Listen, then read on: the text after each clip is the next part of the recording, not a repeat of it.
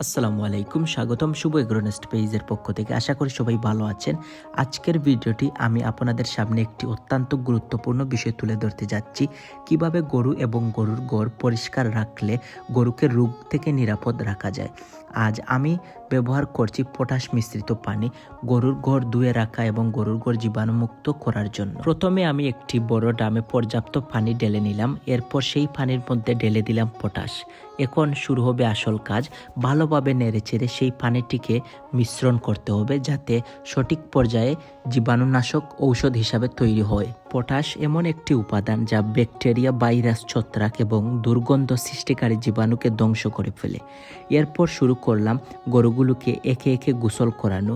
আমি প্রতিটি গরুর শরীরে এই পটাশযুক্ত পানি ধীরে ধীরে ঢালতে শুরু করলাম। প্রথমে গরুর শরীরের উপরের দিকে, তারপর গরুর নিচের অংশ, পেটের তলা এবং পায়ের অংশ, এগুলো উভয়ই ভালোভাবে ধৌত করে দিতে হবে সেই পানি দিয়ে, যাতে কোনো অংশ বাদ না যায়, কারণ এতে লুকিয়ে থাকতে পারে বিভিন্ন জীবাণু। বিশেষ করে গরুর পায়ের নিচে সবচেয়ে বেশি জীবাণু জমে, আর পেটের নিচে ছত্রাক ও ফাঙ্গাস বেশি হয়, যা পরে গিয়ে চামড়ার রোগ সৃষ্টি হয়।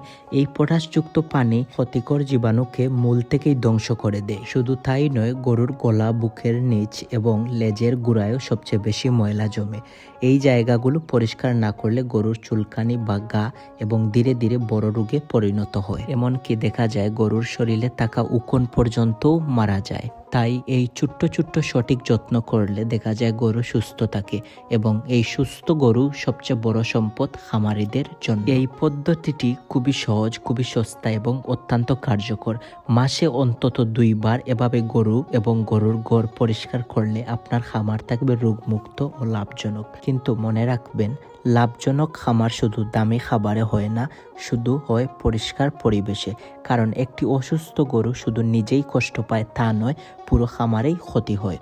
একটা ছোট্ট ইনফেকশন ধীরে ধীরে পুরো খামারে ছড়িয়ে পড়ে যায়। কারণ নিয়মিত যত্ন একটা সাধারণ খামার সফল খামারে পরিণত হয়।